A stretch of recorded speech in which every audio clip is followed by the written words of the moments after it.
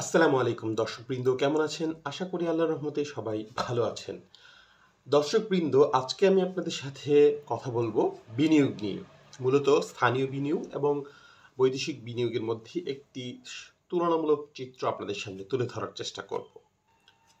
স্থানীয় বিনিয়োগের ক্ষেত্রে আমরা বাংলাদেশের যে ইনভেস্টমেন্ট ডেভেলপমেন্ট অথরিটি রয়েছে তাদের একটি পরিসংখ্যানে আমরা দেখতে পাই যে স্থানীয় বিনিয়োগ বৈদেশিক বিনিয়োগের তুলনায় বেশি কর্মসংস্থানের সুযোগ সৃষ্টি করে এবং স্থানীয় বিনিয়োগের ক্ষেত্রে যে মুনাফা হয় সেই মুনাফা পুনরায় দেশেই বিনিয়োগ হয় এবং শিল্পের প্রসার ঘটে, কর্মসংস্থান আরও বৃদ্ধি পায়। অন্যদিকে আমরা যদি দেখি যে বৈদেশিক যে বিনিয়োগটা আসে, যে কোম্পানিগুলো বিদেশি বিনিয়োগ করে বাংলাদেশে, তারা যে বিনিয়োগটা করে সেখানের মুনাফার একটা বড় অংশ তাদের দেশে তারা নিয়ে যায়। অন্যদিকে বৈদেশিক বিনিয়োগ যেখানে তারা উচ্চ প্রযুক্তি ব্যবহার করে, দেশি বিনিয়োগের ক্ষেত্রে আমরা সেরকম উচ্চ প্রযুক্তি দেখতে পাই না। বৈদেশিক বিনিয়োগের ক্ষেত্রে বৈদেশিক মুদ্রা রিজার্ভ বা বৈদেশিক মুদ্রা অর্জন হয় একটা দেশের জন্য, আর স্থানীয় বিনিয়োগ তারা তাদের উৎপাদিত পণ্য রপ্তানি করে দেশের জন্য বৈদেশিক মুদ্রা অর্জন করতে পারে।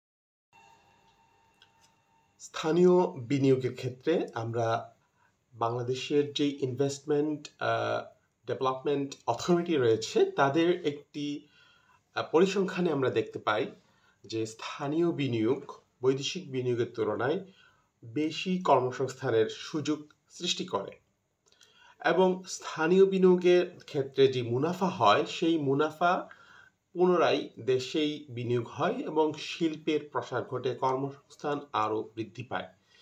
অন্যদিকে আমরা যদি দেখি যে বৈদেশিক যে বিনিয়োগটা আসে, যে কোম্পানিগুলো বিদেশি বিনিয়োগ করে বাংলাদেশে, তারা যে বিনিয়োগটা করে সেখানের মুনাফার একটা বড় অংশ তাদের দেশে তারা নিয়ে যায় এবং আরও যেই দেখা গেছে যে অন্যদিকে বৈদেশিক বিনিয়োগ যেখানে তারা উচ্চ প্রযুক্তি ব্যবহার করে, দেশি বিনিয়োগের ক্ষেত্রে আমরা সেরকম উচ্চ প্রযুক্তি দেখতে পাই না। বৈদেশিক বিনিয়োগের ক্ষেত্রে বৈদেশিক মুদ্রা রিজার্ভ বা বৈদেশিক মুদ্রা অর্জন হয় একটা দেশের জন্য, আর স্থানীয় বিনিয়োগ তারা তাদের উৎপাদিত পণ্য রপ্তানি করে দেশের জন্য বৈদেশিক মুদ্রা অর্জন করতে পারে।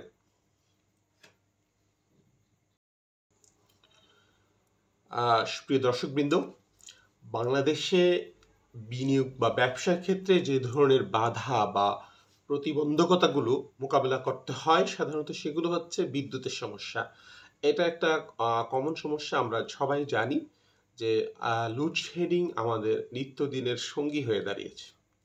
অর্থায়নের সীমিত সুযোগ, ভালো ফাইন্যান্স তারা পায় না। যারা বিনিয়োগ করতে চায়, ব্যবসা করতে চায়, ভালো ফাইন্যান্স ব্যাংক থেকে হোক বা সরকারের থেকে হোক, পর্যাপ্ত পরিমাণ ফাইন্যান্সের সুযোগ নাই। অনেক ক্ষেত্রে সুযোগ তৈরি হলেও দেখা গেছে ইন্টারেস্ট রেট অনেক বেশি এবং সরকার কর্তৃক তাদের ব্যবসায়ীদের জন্য বা সুদের হার বা করের হারটাও অনেক বেশি।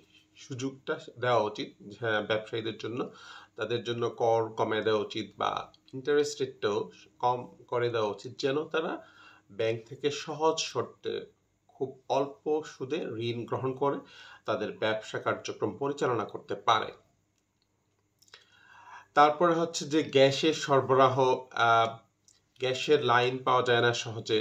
আমলাতান্ত্রিক জটিলতার মধ্যে পড়তে হয় ব্যবসায়ীদেরকে। একটা গ্যাসের জন্য বা ব্যবসায় কোনো আবেদন করতে গেলে অনেক দীর্ঘ সময় প্রয়োজন পড়ে যায়। একটা আবেদন করতে গেলে একটা বিনিয়োগের ক্ষেত্রে অনেক দীর্ঘ সময়ের প্রয়োজন পড়ে যায়, তারা আমলাতান্ত্রিক জটিলতার মধ্যে পড়ে যায়। এটা একটা বিশাল বড় সমস্যা বাংলাদেশের প্রেক্ষাপটে। তারপরে তাছাড়াও রয়েছে দেশে নদীমাতৃক দেশ, প্রাকৃতিক দুর্যোগ লেগেই থাকে প্রতি বৎসর।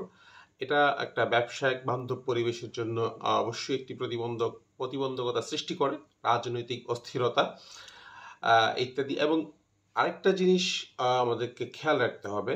আমরা যদি বিদেশি বিনিয়োগকে আকর্ষণ করতে চাই, আকৃষ্ট করতে চাই, তাহলে অবশ্যই আমাদেরকে দেশি বিনিয়োগ বা স্থানীয় বিনিয়োগকে নার্চার করতে হবে। স্থানীয় বিনিয়োগ ভালো না থাকলে, স্থানীয় বিনিয়োগ ভালো না হলে, ভালো করতে না পারলে দেশে বিদেশি বিনিয়োগ আসবে না। ধন্যবাদ সবাইকে।